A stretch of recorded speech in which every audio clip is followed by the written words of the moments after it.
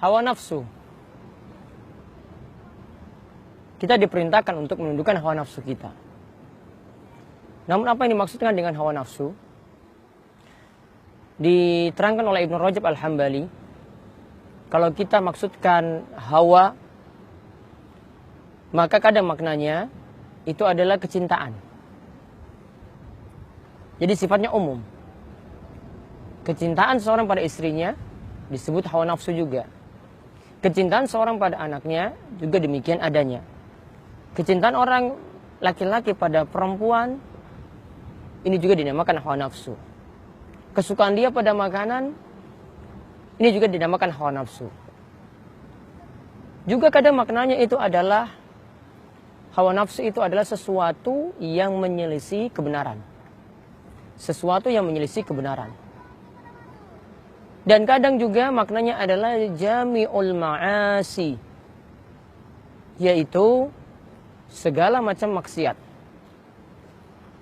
Kenapa dikatakan di sini maksiat masuk di dalam hal ini?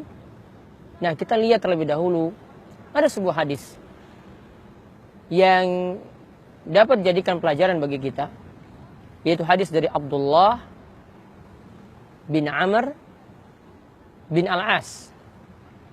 Ia mengatakan Rasul sallallahu alaihi wasallam bersabda, "La yu'minu ahadukum hatta yakuna hawahu tab'an lima ji'tu bih." Salah seorang di antara kalian tidaklah beriman dengan iman yang sempurna, yaitu kesempurnaan iman yang wajib, kata Ibnu Rajab, sampai dia menundukkan hawa nafsunya untuk mengikuti ajaran Nabi Sallallahu Alaihi Wasallam, sampai mengikuti ajaran Nabi Sallallahu Alaihi Wasallam. Hadis ini dinyatakan hasan sahih oleh Imam Nawawi, namun yang lebih tepat sebagaimana dikatakan oleh Ibnu Rajab dalam Jami'ul Ulum wal Hikam, hadis ini adalah hadis yang bermasalah.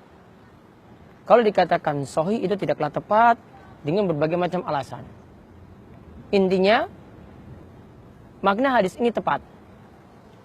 Kalau kita maknakan hadis ini, maka kita dapat memahami bahwasanya yang namanya hawa nafsu yang keliru, ketika seseorang mengedepankan hawa nafsunya dari menjalankan perintah Allah dan Rasulnya Sallallahu Alaihi Wasallam.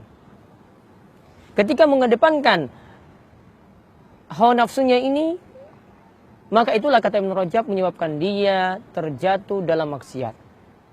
Begitu juga seorang itu terjatuh dalam amalan yang tidak ada dasarnya, tidak ada tuntunannya, tidak ada dalilnya, atau kita sebut dengan bid'ah. Itu karena mendahulukan hawa nafsunya. Dia tidak mau belajar, tidak mau mengkaji ilmu, tidak mau mengkaji hadis, tidak mau mengkaji tuntunan Nabi Sallallahu Alaihi Wasallam, namun dia dahulukan hawa nafsunya daripada syariat Nabi kita Muhammad Sallallahu Alaihi Wasallam. Itulah pemirsa yang membuat seorang itu mendahulukan hawa nafsunya. Maka intinya segala macam maksiat itu karena mendahulukan hawa nafsu daripada perintah Allah dan Rasulnya. Begitu juga segala macam bid'ah itu ada karena mendahulukan hawa nafsu tadi. Maka hawa nafsu itu kadang maksudnya itu sifatnya umum, tidak menunjukkan celaan, artinya kecintaan di situ. Kadang maksudnya adalah menyelisih kebenaran. Kadang maksudnya itu adalah ketika seseorang melakukan maksiat dan melakukan amalan yang tidak ada dasarnya. Dan ingat, Allah Subhanahu wa taala katakan kita harus tunduk kepada Nabi sallallahu alaihi wasallam, "Qul in kuntum tuhibbunallaha fattabi'uni yuhibbukumullah wa yaghfir lakum dzunubakum."